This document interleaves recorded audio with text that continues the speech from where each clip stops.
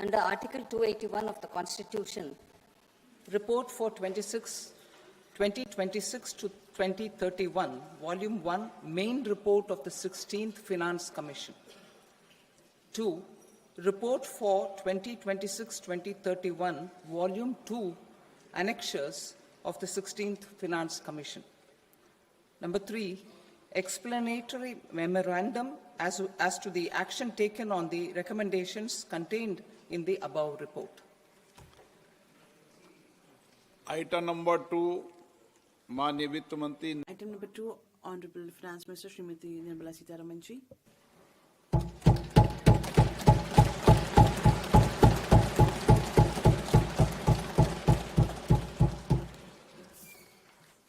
Honorable Speaker, sir, on the sacred occasion of Magh Purnima and the birth anniversary of Guru Ravidas, I present the budget for the year 2026-2027. Since we assumed office 12 years ago, India's economic trajectory has been marked by stability, fiscal discipline, sustained growth, and moderate inflation. This is the result of conscious choices we have made, even in times heightened uncertainty and disruption. Our government, led by Honorable Prime Minister Modi, has decisively and consistently chosen action over ambivalence, reform over rhetoric, and people over populism. We have pursued far-reaching structural reforms, fiscal prudence and monetary stability, whilst maintaining a strong thrust on public investment.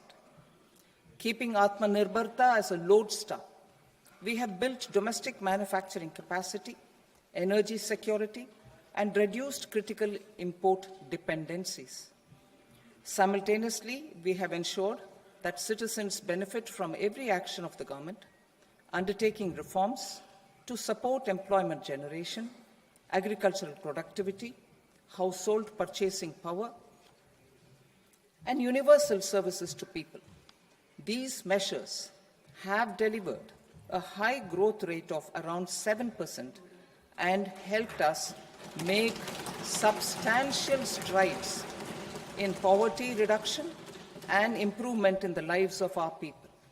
Today, we face an external environment in which trade and multilateralism are imperiled and access to resources and supply chains are disrupted. New technologies are transforming production systems while sharply increasing demands on water, energy, and critical minerals. India will continue to take confident steps towards Vikasit Bharat, balancing ambition with inclusion. As a growing economy with expanding trade and capital needs, India must also remain deeply integrated with global markets, exporting more and attracting stable long-term investment. As I begin Part A, I want to express my gratitude to the people for standing firmly with us as we forge our way together towards becoming one of the largest economies of the world.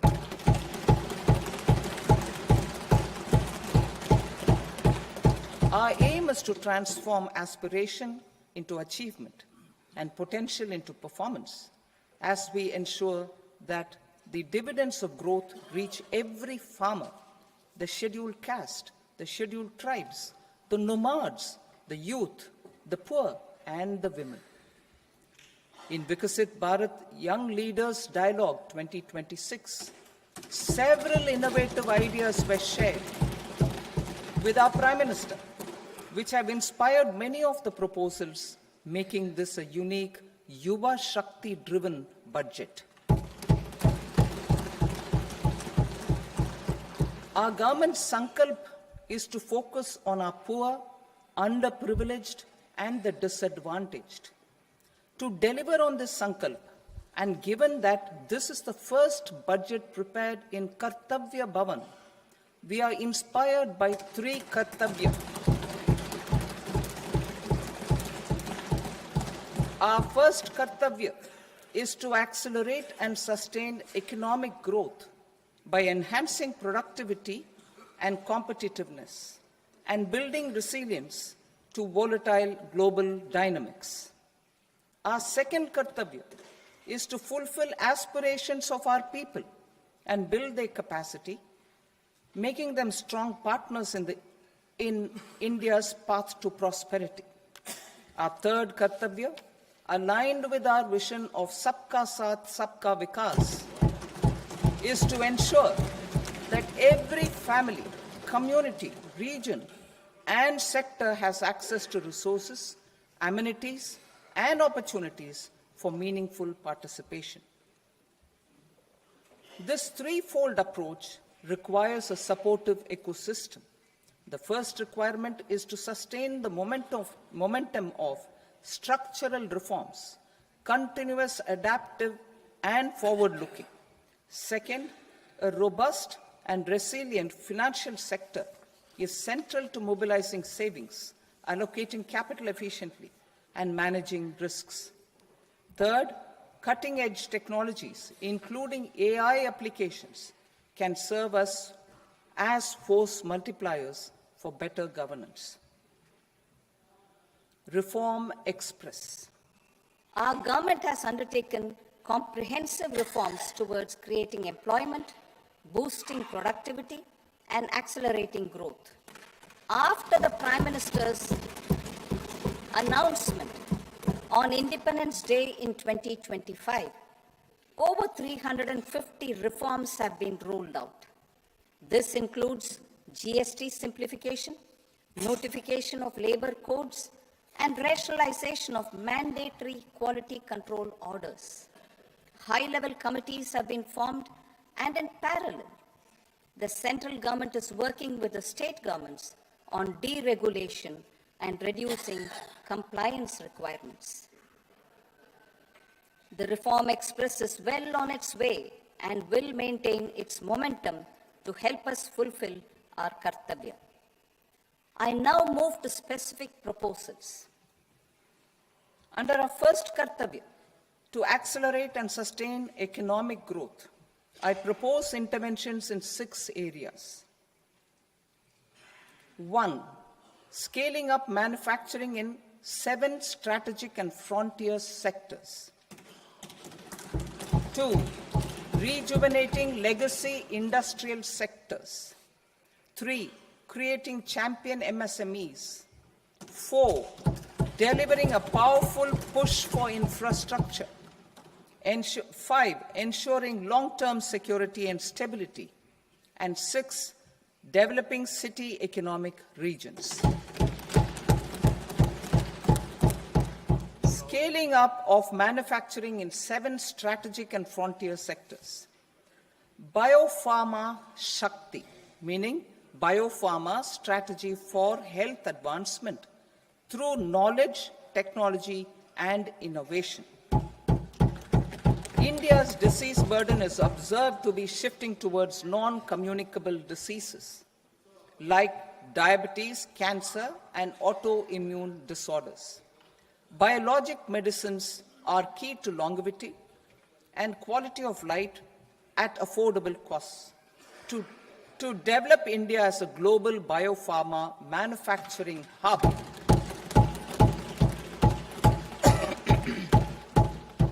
I propose the Biopharma Shakti with an outlay of 10,000 crores over the next 5 years. This will build the ecosystem for domestic production of biologics and biosimilars.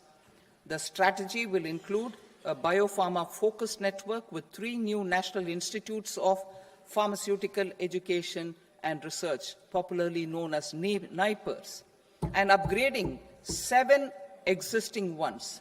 It will also create a network of 1,000 accredited India clinical trials sites.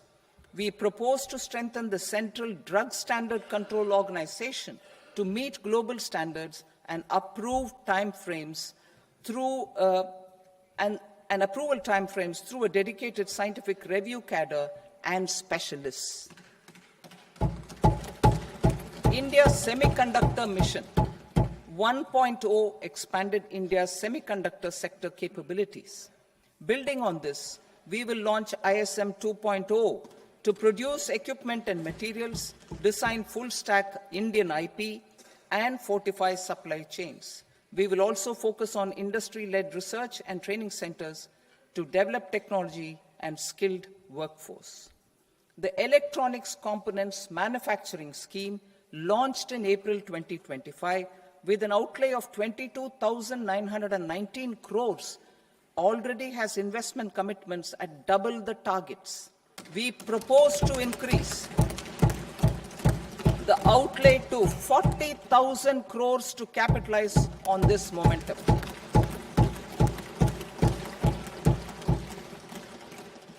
A scheme for rare earth permanent magnets was launched in 2025 November.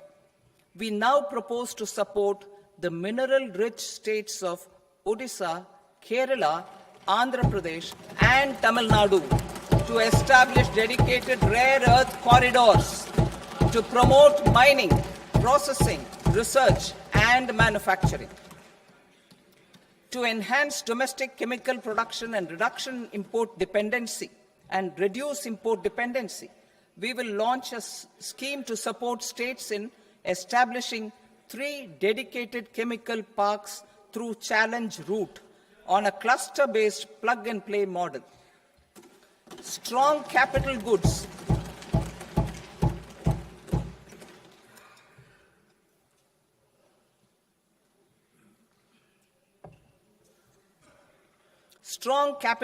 capability is a determinant of productivity and quality across different sectors. Towards building this capacity, I propose the following.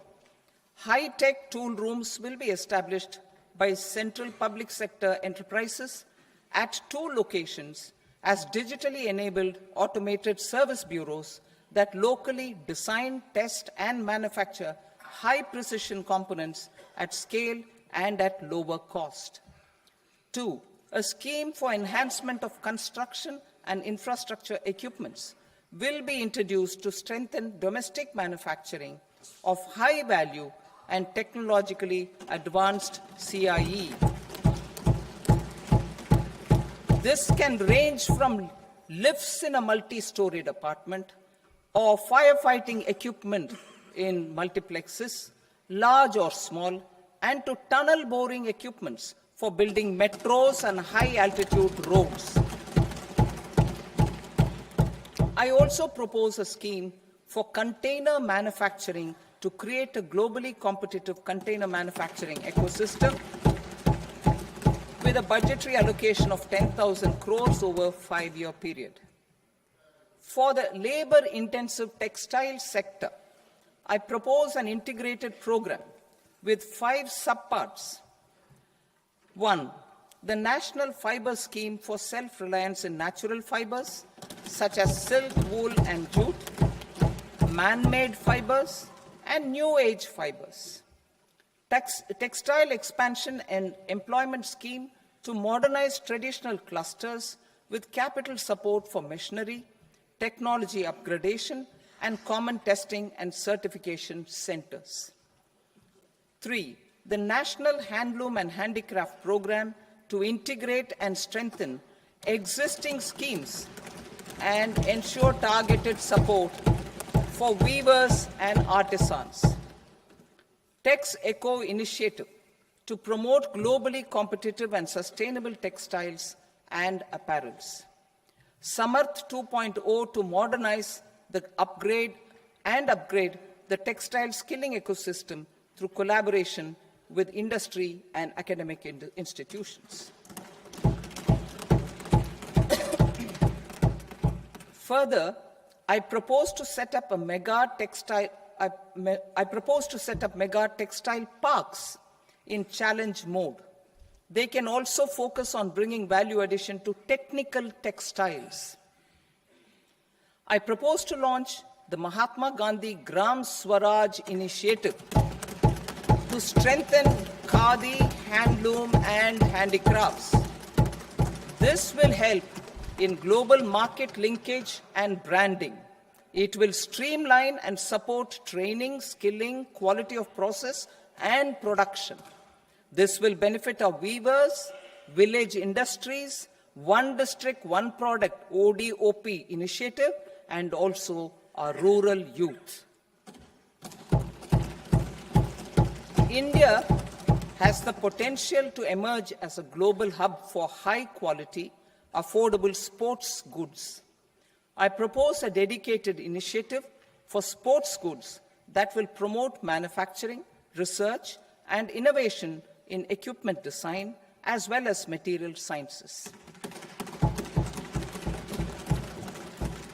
Rejuvenation of legacy industrial clusters. I propose to introduce a scheme to revive 200 legacy industrial clusters to improve their cost competitiveness and efficiency through infrastructure and technology upgradation. Creating champion SMEs and supporting micro enterprises. Recognizing MSMEs as a vital engine of growth, I propose a three-pronged approach to help them grow as champions. Equity support. I propose to introduce a dedicated 10,000 crores SME growth fund to create future champions, incentivizing enterprises based on select criteria. I also propose to top up the Self-Reliant India Fund set up in 2021 with 2,000 crores to continue support to micro enterprises and maintain their access to risk capital.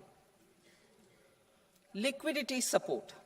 With TREDS, more than 7 lakh crore has been made available to MSMEs. To leverage its full potential, I propose 4 measures. 1.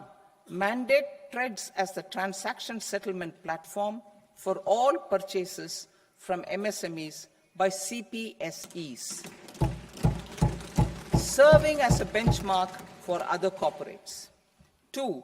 Introduce a credit guarantee support mechanism through CGT-MSE for invoice discounting on TREDS platform. 3. Link GEM with TREDS for sharing information with financiers about government purchases from MSMEs, encouraging cheaper and quicker financing. 4. Introduce TREDS receivables as asset-backed securities, helping develop a secondary market, enhancing liquidity and settlement of transactions. Professional support.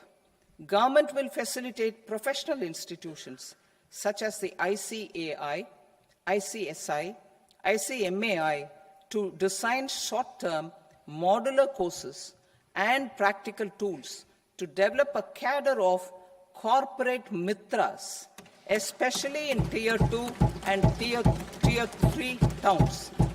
These accredited para-professionals will help MSMEs meet compliance requirements at affordable costs.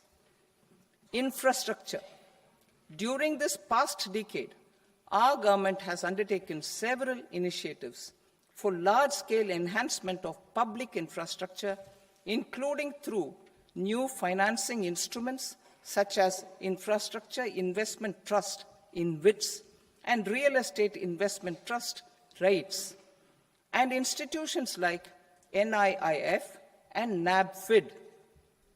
We shall continue to focus on developing infrastructure in cities with over 5 lakh population, that is Tier 2, Tier 3 cities, which have expanded to become growth centers. Public capital expenditure has increased manifold from 2 lakh crore in 2014-15 to an allocation of 11.2 lakh crore in BE 25-26. In this coming year, that is financial year 2026-27, I propose to increase it to 12.2 lakh crores to continue the momentum. To strengthen the confidence of private developers, regarding risks during infrastructure development and construction phase, I propose to set up an infrastructure risk guarantee fund to provide prudentially calibrated partial credit guarantee to lenders. Over the years, RITES have emerged as a successful instrument for asset monetization. I propose to accelerate recycling of significant real estate assets of the CPSEs through the setting up of dedicated RITES. To promote environmentally sustainable movement of cargo, I propose to 1. Establish new dedicated freight corridors connecting Dankuni in the east to Surat in the west. Operationalize 20 new national waterways over the next 5 years,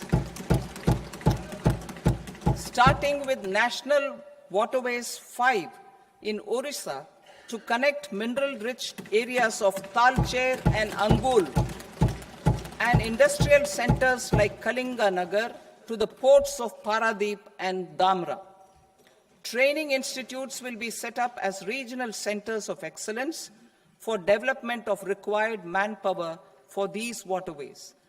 This will benefit youth in the entire stretch of the waterways to train and acquire skills.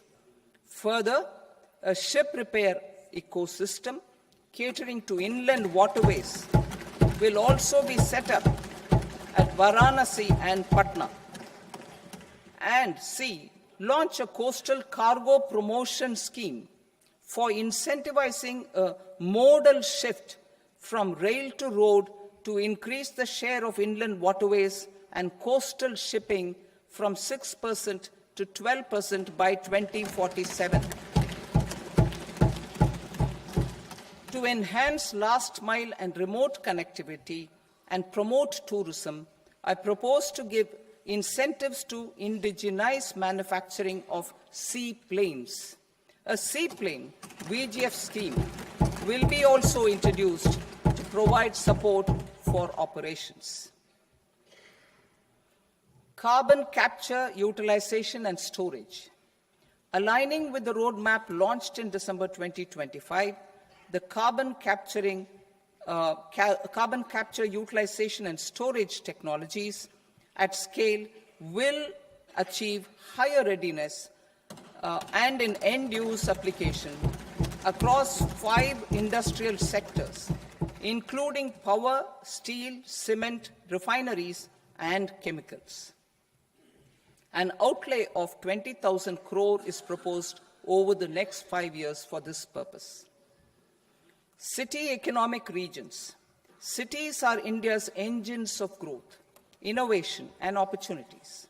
We shall now focus on Tier 2, Tier 3 cities, and even temple towns, which need modern infrastructure and basic amenities. This budget aims to further amplify the potential of cities to deliver the economic power of agglomerations by mapping city economic regions based on their specific growth drivers. An allocation of 5,000 crore per CER over 5 years is proposed for implementing their plans through a challenge mode with a reform-cum-result-based financing mechanism. In order to promote environmentally sustainable passenger systems, we will develop 7 high-speed rail corridors between cities as growth connectors, namely Mumbai to Pune, Pune to Hyderabad, Hyderabad to Bengaluru, Hyderabad to Chennai, Chennai to Bengaluru, Delhi to Varanasi, Varanasi to Siliguri.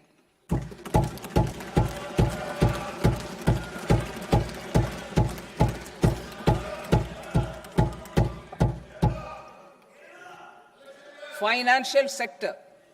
The Indian banking sector today is characterized by strong balance sheet, historic highs in profitability, improved asset quality, and coverage exceeding 98% of villages in the country. At this juncture, we are well placed to futuristically evaluate the measures needed to continue on the path of reform-led growth of this sector.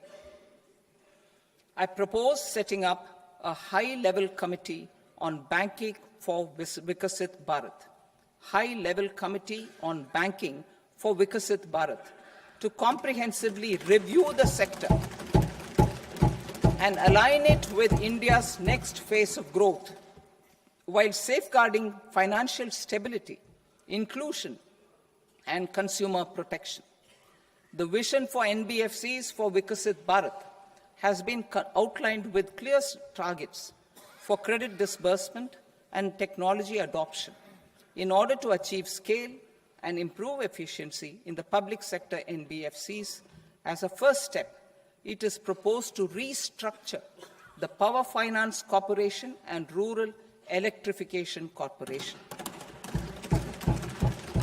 I propose a comprehensive review of the foreign exchange management non-debt instruments rules to create a more contemporary, user-friendly framework for foreign investments consistent with India's evolving economic priorities. Corporate bond market. I propose to introduce a market-making framework with suitable access to funds and derivatives on corporate bond indices. I also propose to introduce total return swaps on corporate bonds. Municipal bonds. To encourage the issuance of municipal bonds of higher value by larger cities, I propose an incentive of 100 crore rupees for a single bond issuance. 100 crore rupees for a single bond issuance of more than 1,000 crore. The current scheme under Amrit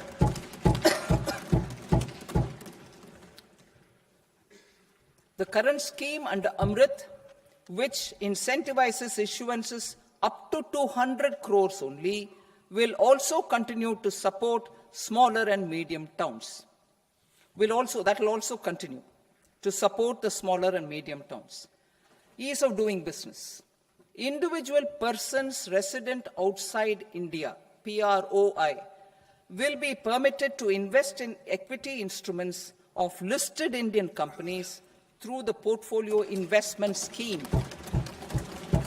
It is also proposed to increase the investment limit for an individual PROI under the scheme from 5% to 10%, with an overall investment limit for all individual PROIs to 24% from the current 10%. Emerging technologies including AI.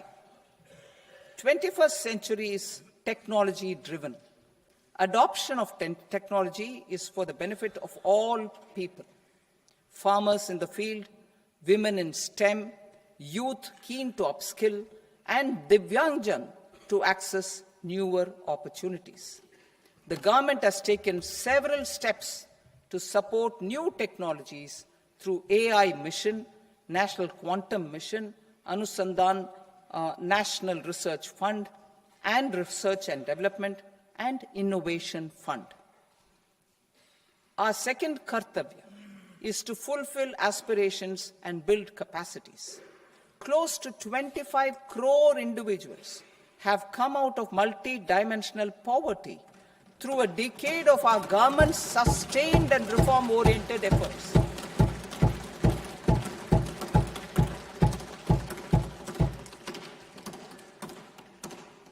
Our government has therefore decided to place a renewed emphasis on the service sector to provide a pathway to fulfilling aspirations of a youthful India with the following measures. I propose to set up a high-powered Education to Employment and Enterprises Standing Committee to recommend measures that focus on services sector as a core driver of Vikasit Bharat. This will make us a global leader in services with a 10% global share by 2047. The committee will prioritize areas to optimize the potential for growth, employment, and exports. They will also assess the impact of emerging technologies, including AI, on jobs and skill requirements and propose measures thereof. To create a range of skilled career pathways, a new range of skilled career pathways for our youth, I propose interventions in the following sectors. Health. Existing institutions for allied health professionals will be upgraded and new AHP institutions established in private and government sectors. This will cover 10 selected disciplines, including optometry, radiology, anesthesia, OT technology, applied psychology, and behavioral health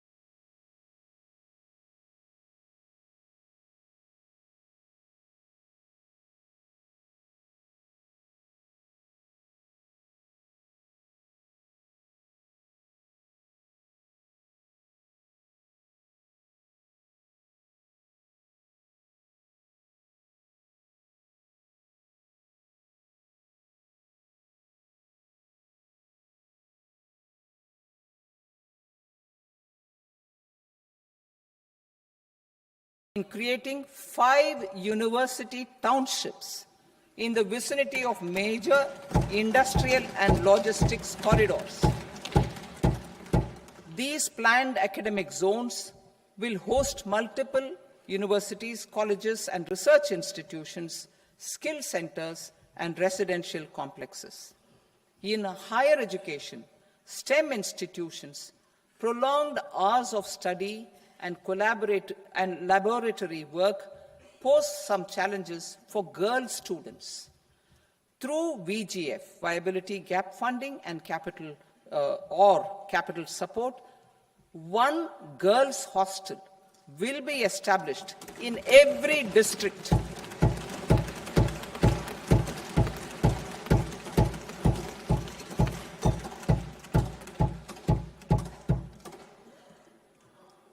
To promote astrophysics and astronomy via immersive experiences. 4 telescope infrastructure facilities will be set up or upgraded. The National Large Solar Telescope, the National Large Optical Infrared Telescope, the Himalayan Chandra Telescope, and the Cosmos 2 Planetarium. Tourism. The tourism sector has the potential to play a large role in the employment generation, forex earnings, and expanding the local economy. I propose to set up a National Institute of Hospitality by upgrading the existing National Council for Hotel Management and Catering Technology. It will function as a bridge between academia, industry, and government. I also propose a pilot scheme for upskilling 10,000 guides in 20 iconic tourist sites through a standardized, high-quality, 12-week training course in hybrid mode in collaboration with the Indian Institute of Management. A national destination digital knowledge grid will be established to digitally document all places of significance, cultural, spiritual, and heritage. This initiative will create a new ecosystem of jobs for local researchers, historians, content creators, and technology partners. India has the potential and opportunity to offer world-class trekking and hiking experience. We will develop ecologically sustainable mountain trails in Himachal Pradesh, Uttarakhand, and Jammu Kashmir. Also in Araku Valley in the Eastern Ghats and Podigai Malai in the Western Ghats. Turtle trails along key nesting sites in the coastal areas of Odisha, Karnataka, and Kerala. And 3 bird watching trails along the Pulikat Lake in Andhra Pradesh, Tamil Nadu. It's on the border. Under the visionary leadership of Honorable Prime Minister, we established the International Big Cat Alliance in 2024. This year, India is hosting the first ever Global Big Cat Summit, where heads of governments and ministers from 95 range countries will deliberate on collective strategies for conservation. Heritage and culture tourism. I propose to develop 15 archaeological sites, including Lothal, Dolavira, Rakigadi, Adichanallur, Saranath, Hastinapur, and Leh Palace into vibrant experiential cultural destinations. Excavated landscapes will be open to the public through curated walkways. Immersive storytelling skills and technologies will be introduced to help conservation labs, interpretation centers, and guides. The sports sector provides multiple means of employment, skilling, and job opportunities.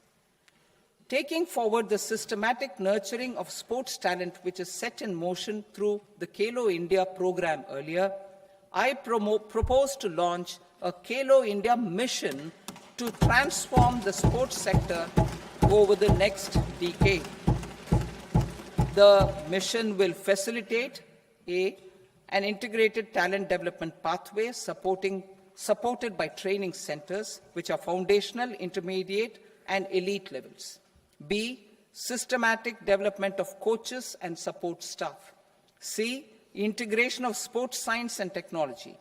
D, competitions and leagues to promote sports culture and provide platforms. And E, development of sports infrastructure for training and competition. Our third kartavya aligns with our vision of Sabka Saath, Sabka Vikas towards Vikasit Bharat.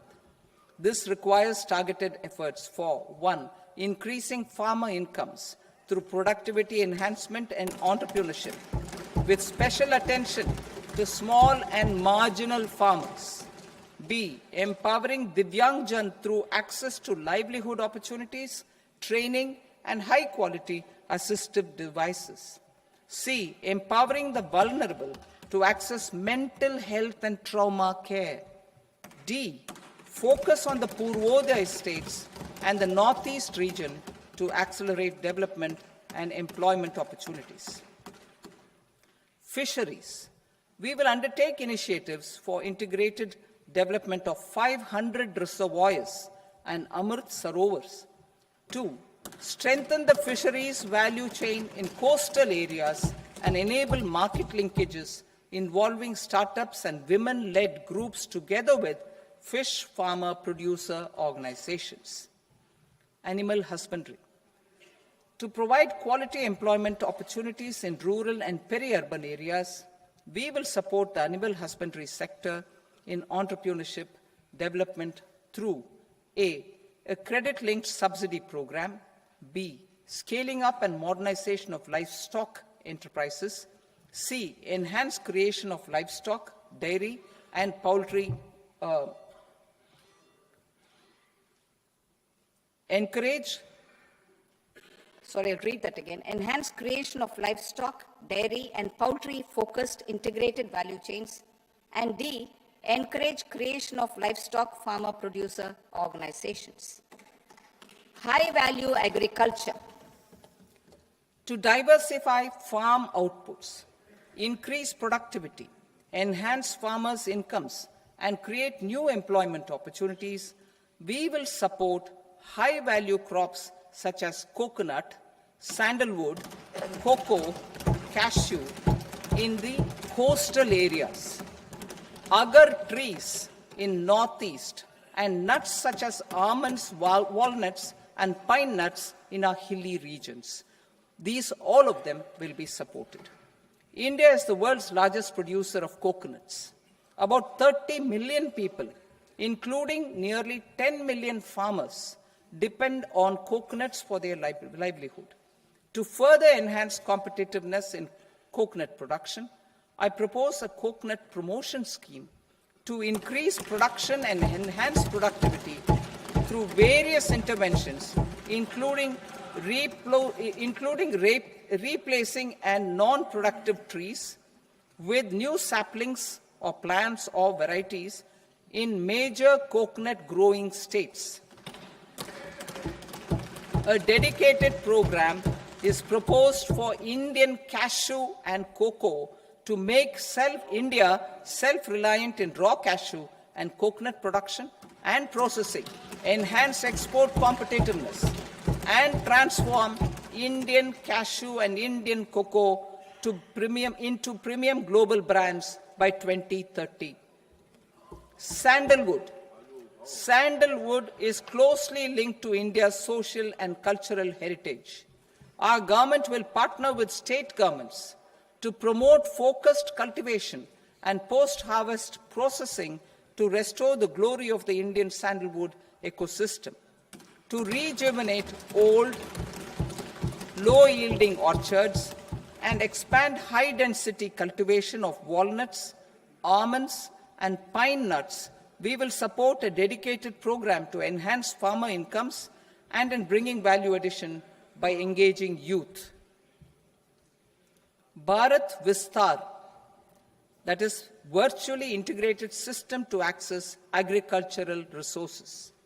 I propose to launch Bharat Vistar, a multilingual AI tool that shall integrate the AgriStack portals and the ICAR package on agricultural practices with AI systems. This will enhance farm productivity, enable better decisions for farmers, and reduce risk by providing customized advisory support. She Marts for rural women-led enterprises. Building on the success of Lakpati Didi program, I propose to help women take the next step from credit-linked livelihoods to being owners of enterprises. Self-help entrepreneur, She Marts will be set up as community-owned retail outlets within the cluster-level federations through enhanced and innovative financing instruments. Empowering Divyangjan. Divyangjan Kaushal Yojana. Information technology, AVGC sectors, hospitality and food and beverages sectors often offer task-oriented and process-driven roles which are suitable for Divyangjan. We will ensure dignified livelihood opportunities through industry-relevant and customized training specific to each Divyangjan group. Divyang Sahara Yojana. Timely access to high-quality assistive devices for all eligible Divyangjan is a fundamental need. I propose to 1. Support the Artificial Limbs Manufacturing Corporation of India, ALIMCO, to set up and to scale up production of assistive devices, invest in R&D and AI integration, strengthen PM Divyasha Kendras, and support setting up of assistive technology marts as modern retail style centers where Divyangjan and senior citizens can see, try, and purchase assistive products. Reaffirming our commitment to mental health and trauma care. There are no national institutes for mental health care in North India. We will therefore set up a NIMHANS 2 and also upgrade national mental health institutes in Ranchi and in Tezpur as regional apex institutions. Emergencies expose families, particularly the poor and vulnerable, to unexpected expenditure. We will strengthen and increase these capacities by 50% in district hospitals by establishing emergency and trauma care centers. Focus on Purvodaya states and northeastern regions. Purvodaya. I propose the development of an integrated East Coast industrial corridor with a well-connected node at Durgapur, creation of 5 tourism destinations in 5 Purvodaya states, and the provision of 4,000 e-buses. Buddhist sites in northeastern region. The northeastern region is a civilizational confluence of Theravada and Mahayana or Vajrayana traditions. I propose to launch a scheme for development of Buddhist circuits in Arunachal Pradesh, Sikkim, Assam, Manipur, Mizoram, and Tripura. The scheme will cover preservation of temples and monasteries, pilgrimage interpretation centers, connectivity, and pilgrim amenities. 16th Finance Commission. On 17th November 2025, the 16th Finance Commission submitted its report to the President. As mandated under Article 281 of the Constitution, The government is to lay the report along with the explanatory memorandum on the taken report on the recommendations of the Commission in Parliament, which, Sir, Honourable Speaker, you have allowed me to do at the commencement of this session. The government has accepted the recommendation of the Commission to retain the vertical share of devolution at 41%, as recommended by the Commission. I have provided 1.4 lakh crores of rupees to the states for the year 2026-2027 as Finance Commission grants. These include rural and urban local body and disaster management grants. Fiscal consolidation. Government has been delivering on our fiscal commitments consistently without compromising on social needs. To strive towards accepted standards of fiscal management in Budget 25-26, I had indicated that the central government would target reaching a debt-to-GDP ratio of 50 plus or minus 1% by 2030-31. In line with this, the debt-to-GDP ratio is estimated to be 55.6% of GDP in BE 26-27, compared to 56.1% of GDP in RE 25-26. A declining debt-to-GDP ratio will gradually free up resources for priority sector lending and expenditure by reducing the outgo on interest payments. One of the main operational instruments for debt targeting is the fiscal deficit. I am happy to inform this august House that I have fulfilled my commitment made in 2021-2022 to reduce fiscal deficit below 4.5% of GDP by 25-26. In RE 25-26, the fiscal deficit has been estimated at par with BE of 2025-26 at 4.4% of GDP. In line with the new fiscal prudence path of debt consolidation, the fiscal deficit in BE 26-27 is estimated to be 4.3% of the GDP.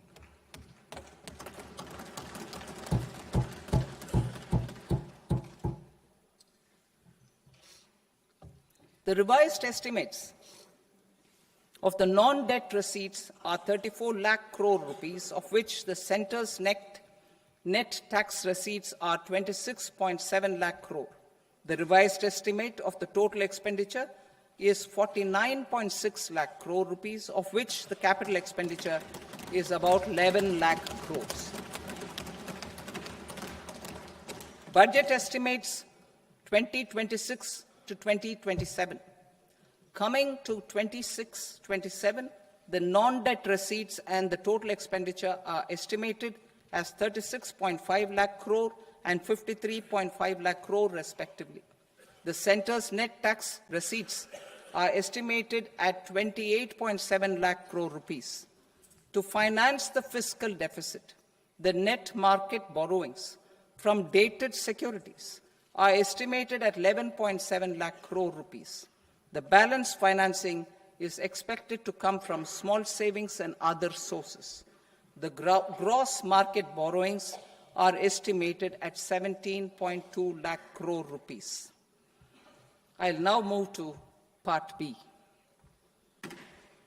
Part B, direct taxes.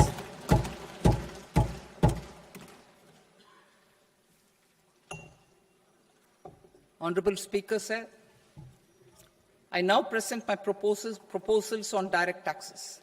New Income Tax Act. In July 2024, I announced a comprehensive review of the Income Tax Act 1961. This was completed in a record time, and the Income Tax Act 2025 will come into effect from 1st April 2026. The simplified income tax rules and forms will be notified shortly, giving adequate time to taxpayers to acquaint themselves with its requirements. The forms have been redesigned such that ordinary citizens can comply without difficulty. Ease of living. I propose that any interest awarded by the Motor Accident Claims Tribunal to a natural person will be exempt from income tax, and any TDS on this account will be done away with. I propose to reduce TCS rate on the sale of overseas tour program package from the current 5% and 20% to 2% without any stipulation of amount. I propose to reduce TCS rate for pursuing education and for medical purposes under the Liberalized Remittance Scheme, popularly known as LRS, from 5% to 2%. Supply of manpower services is proposed to be specifically brought within the ambit of payment to contractors for the purpose of TDS to avoid ambiguity. Thus, TDS on these services will be at the rate of either 1% or 2% only. I propose a scheme for small taxpayers, wherein a rule-based automated process will enable obtaining a lower or nil deduction certificate instead of filing an application with the assessing officer. For the ease of taxpayer holding securities in multiple companies, I propose to enable depositories to accept Form 15G or Form 15H from the investor and provide it directly to various relevant companies.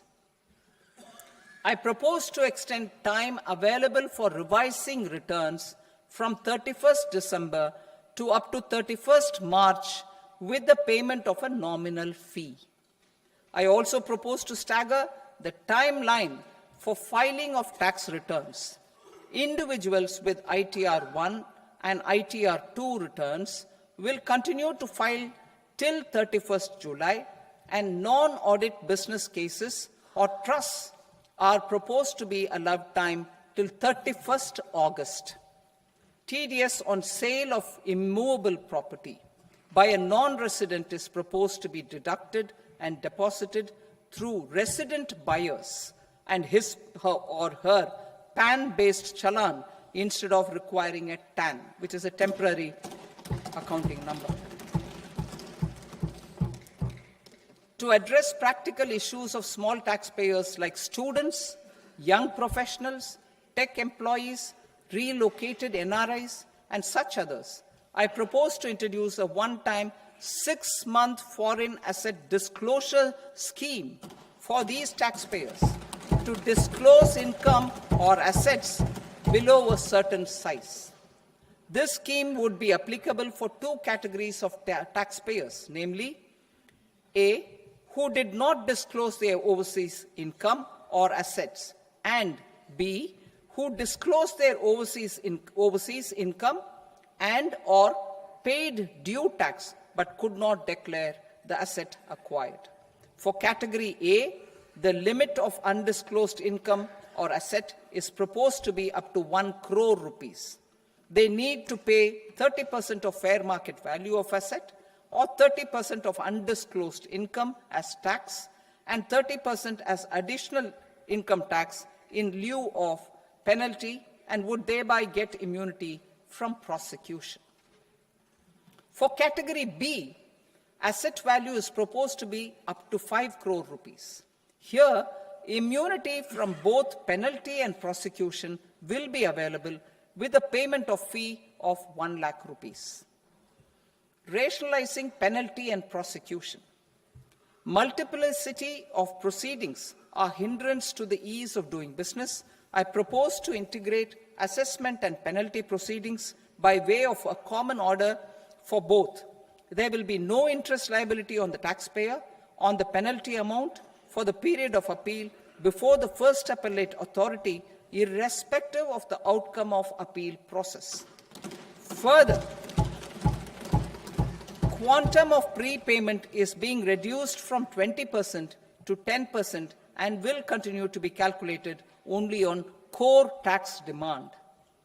As an additional measure for reducing litigation, I propose to allow taxpayers to update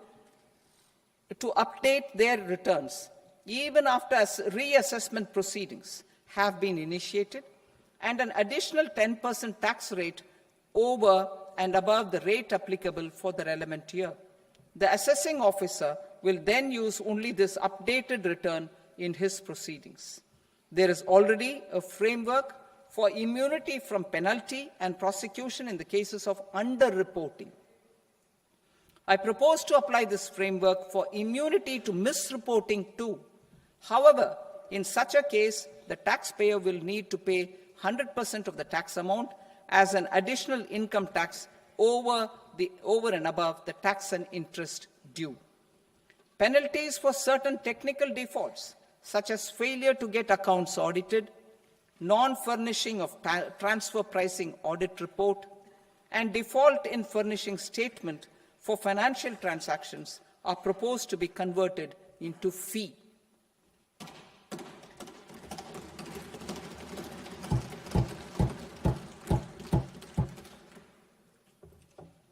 I propose to rationalize prosecution framework under Income Tax Act while maintaining a careful balance for deterrence in some serious offence. Non-production of books of account and documents and requirement of TDS payment where payment is made in kind are being decriminalized. Further, minor offences will attract fine only. The remaining prosecutions will be graded commensurate with the quantum of offence. They will entail only simple imprisonment with maximum imprisonment reduced to 2 years and power to courts to convert even those into fines. There is no penalty. There is no penalty presently for non-disclosure of non-immovable foreign assets with aggregate value less than 20 lakh rupees. I propose to also provide them with immunity from prosecution with retrospective effect from 1/10/2024.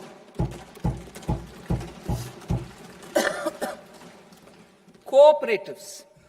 Deduction is already allowed to a primary cooperative society engaged in supplying milk, oilseeds, fruits or vegetables raised or grown by its members. I propose to extend this deduction to also include supply of cattle feed and cotton seed produced by its members. I propose to allow inter-cooperative society dividend income as deduction under the new tax regime to the extent it is further distributed to its members. I further propose to allow exemption for a period of 3 years to dividend income received by a notified national cooperative federation on their investments made in companies up to 31/1/2026. This exemption would be allowed only for dividends further distributed to its member cooperatives. Supporting IT sector as India's growth engine. India is a global leader in software development services, IT-enabled services, knowledge process outsourcing services, and contract R&D services relating to software development. These businesses and their segments are quite interconnected with each other. All these services are proposed to be clubbed under a single category of information technology services with a common safe harbor margin of 15.5% applicable to all. The threshold for availing safe harbor for IT services is being enhanced substantially from 300 crore rupees to 2,000 crore rupees. Safe harbor for IT services shall be approved by an automated rule-driven process without any need for tax officer to examine and accept the application. Once applied by an IT services company, the same safe harbor can be continued for a period of 5 years at a stretch at its choice. For IT services companies who want to conclude advanced pricing agreement, APA, I propose to fast-track unilateral APA process for IT services and endeavor to conclude it within a period of 2 years. The period of 2 years can be extended by a further period of 6 months on taxpayers' request. I propose to extend the facility of modified returns available to the entity entering APA to its associated entities also. Attracting global business and investment.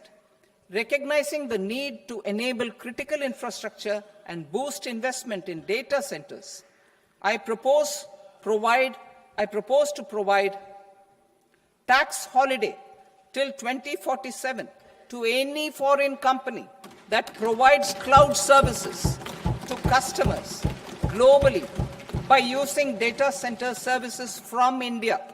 It will, however, need to provide services to Indian customers through an Indian reseller entity. I also propose to provide a safe harbor of 15% on cost in case the company providing data center services from India is a related entity. To harness the efficiency of just-in-time logistics for electronic manufacturing, I propose to provide safe harbor to non-residents for component warehousing in a bonded warehouse at a profit margin of 2% of the invoice value. The resultant tax of about 0.7% will be much lower than in competing jurisdictions. To provide fillip to toll manufacturing in India, I propose to provide exemption from income tax for 5 years to any non-resident who provides capital goods, equipment, or tooling to any toll manufacturer in a bonded zone. To encourage vast pool of global talent to work in India for a longer period of time, I propose to provide exemption to global, non-India sourced income of a non-resident expert for a stay period of 5 years under notified schemes. I propose to provide exemption from minimum alternate tax, the MAT, to all non-residents who pay tax on presumptive basis. Tax administration.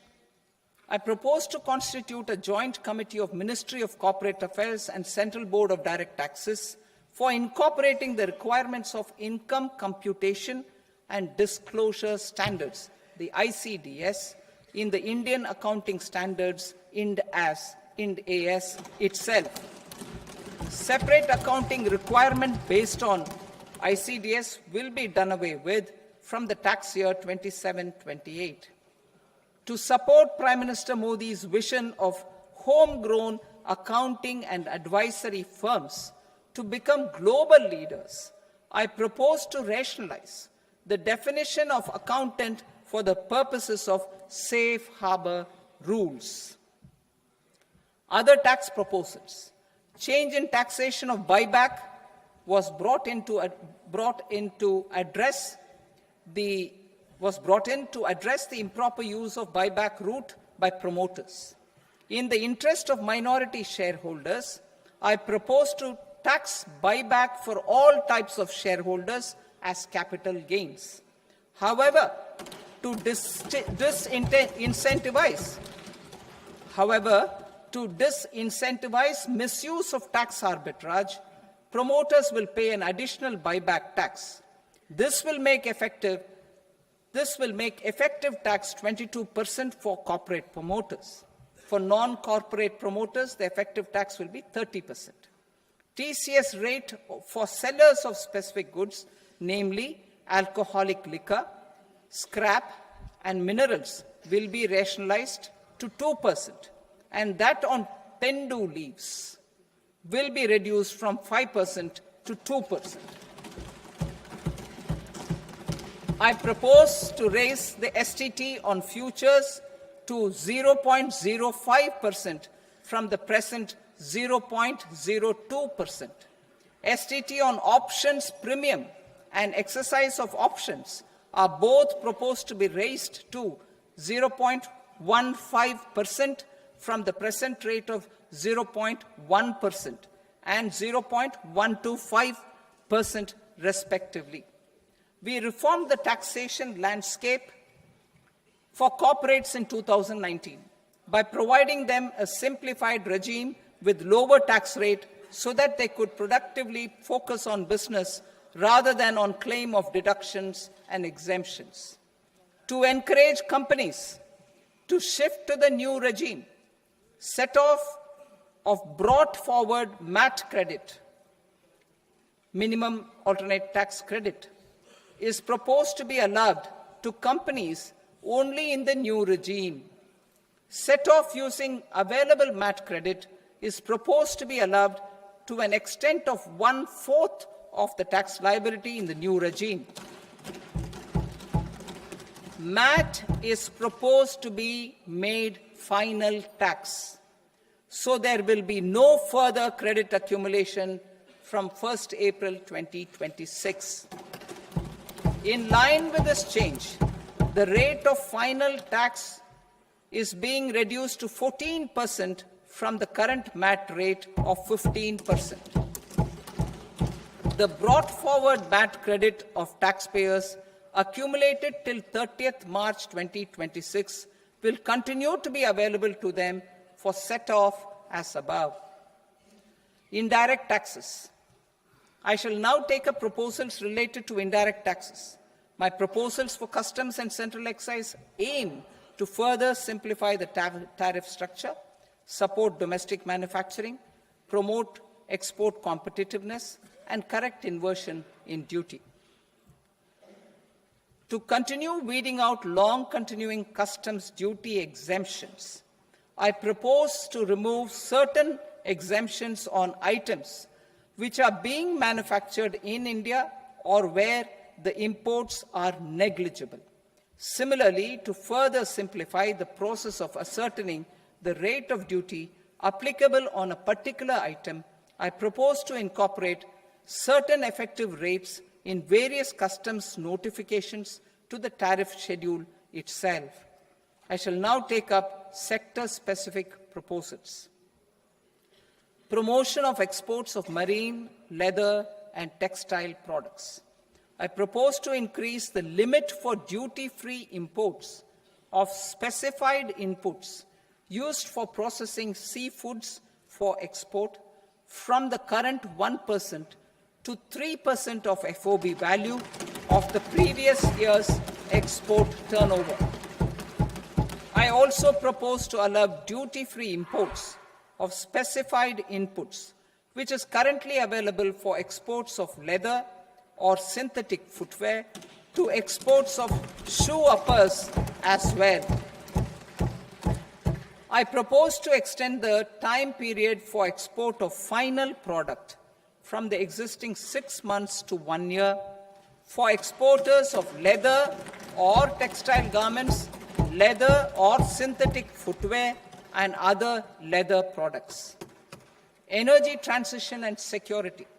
I propose to extend the basic customs duty exemption given to capital goods used for manufacturing lithium-ion cells for batteries to those used for manufacturing lithium-ion cells for battery energy storage systems also.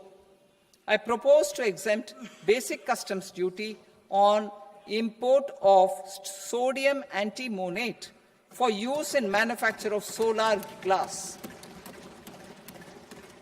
Nuclear power. I propose to extend the existing basic customs duty exemption on imports of goods required for nuclear power projects till the year 2035 and expand it for all nuclear plants irrespective of their capacity. Critical minerals. It is proposed to provide basic customs duty exemption to the import of capital goods required for the processing of critical minerals in India. Biogas blended CNG. I propose to exclude the entire value of biogas while calculating the central excise duty payable on biogas blended CNG. Civil and defense aviation. I propose to exempt basic customs duty on components and parts required for the manufacture of civilian training and other aircrafts. It is proposed to exempt basic customs duty on raw materials imported for the manufacture of parts of aircraft to be used in maintenance, repair, or overall requirements by units in the defense sector. Electronics. To deepen value addition in the consumer electronics sector, I propose to exempt basic customs duty on specified parts used in the manufacture of microwave ovens. Special economic zone. To address the concerns arising about utilization of capacity by manufacturing units in the special economic zones due to global trade disruptions, I propose as a special one-time measure to facilitate sales by eligible manufacturing units in SEZs to the domestic tariff area at concessional rates of duty. The quantity of such sales will be limited to a prescribed proportion of their exports. Necessary regulatory changes will be undertaken to operationalize the measures while ensuring level playing field for the units working in the DTA. Ease of living. To rationalize the customs duty structure for goods imported for personal use, I propose to reduce the tariff rate on all dutiable goods imported for personal use from 20% to 10%. To provide relief to patients, particularly those suffering from cancer, I propose to exempt basic customs duty on 17 drugs or medicines. I propose also to add 7 more rare diseases for the purposes of exempting import duties on personal imports of drugs, medicines, and food for special medical purposes used in their treatment. Customs process. India's role and share in the global trade is poised for a major leap in line with our ambition and journey towards Vikasit Bharat. In this regard, I propose many measures for custom processes to have minimal intervention for smoother and faster movement of goods and greater certainty to the trade. Trust-based systems. I propose to enhance duty deferral period for Tier 2 and Tier 3 authorized economic operators, known as AEOs, from 15 days to 30 days. I propose to provide eligible manufacturer importers the same duty deferral facility. This should encourage them to get themselves accredited as a full-fledged Tier 3 AEO in due course. To provide greater certainty and for better business planning, I propose to extend validity period of advance ruling binding on customs from the present 3 years to 5 years. In the spirit of the whole of government approach,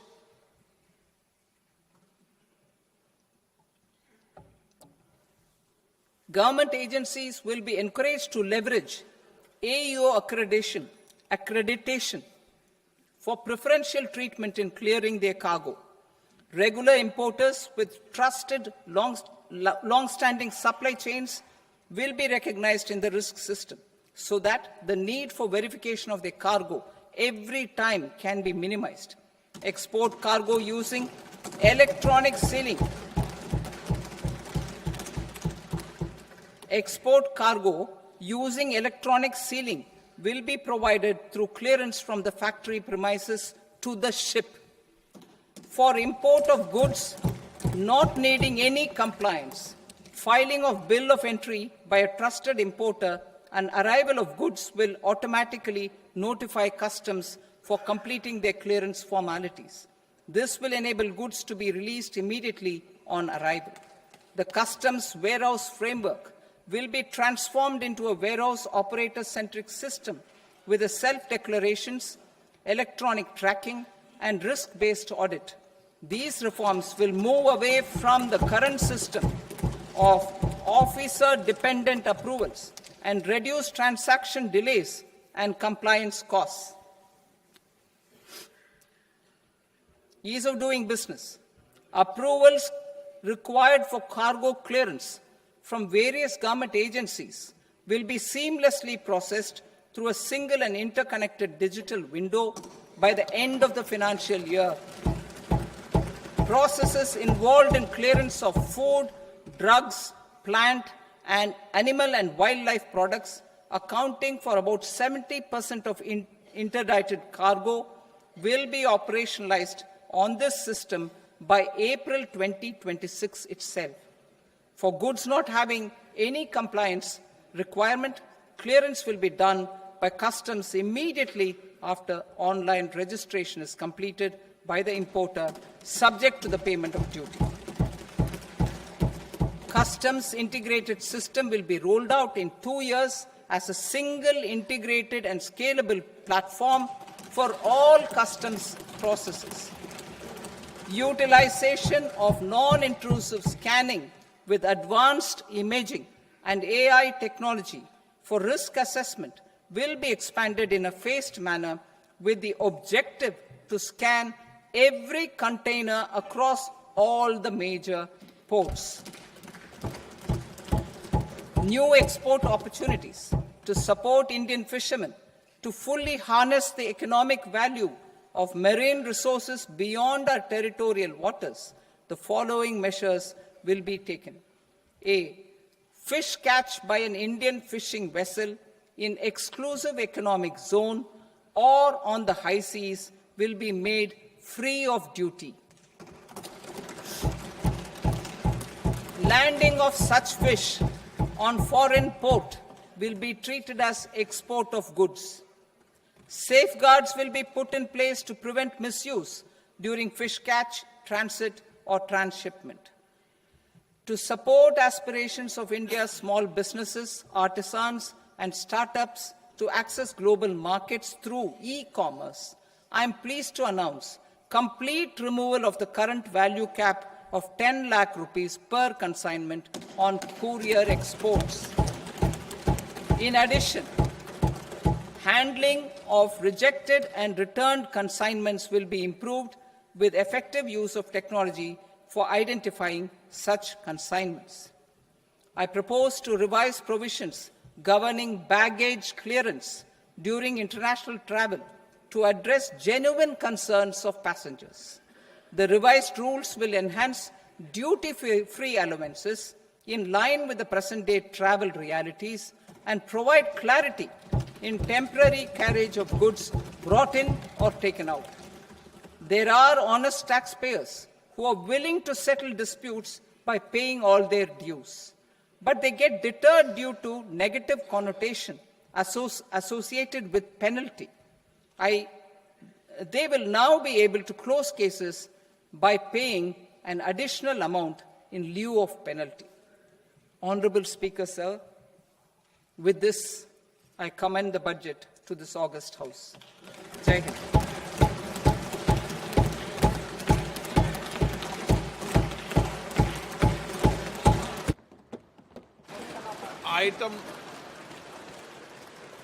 item number 3 माननीय वित्त मंत्री जी.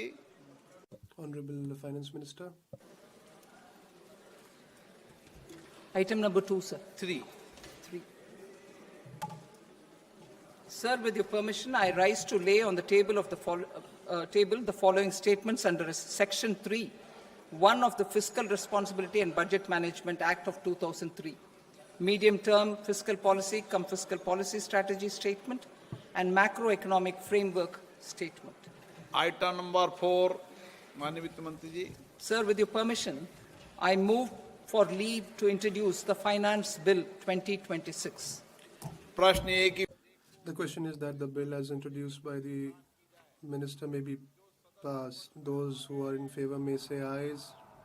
Those against may say noes. I think the ayes have it. The ayes have it. The permission is granted. Kindly introduce the bill. The bill. माननीय सदस्य Honorable members, you are informed that the copy of the budget speech will be available at the publication counter, and the documents related to budget will also be provided on the member portal and mobile phones. The proceedings of the House are adjourned till 2nd of February 2026 till 11 a.m.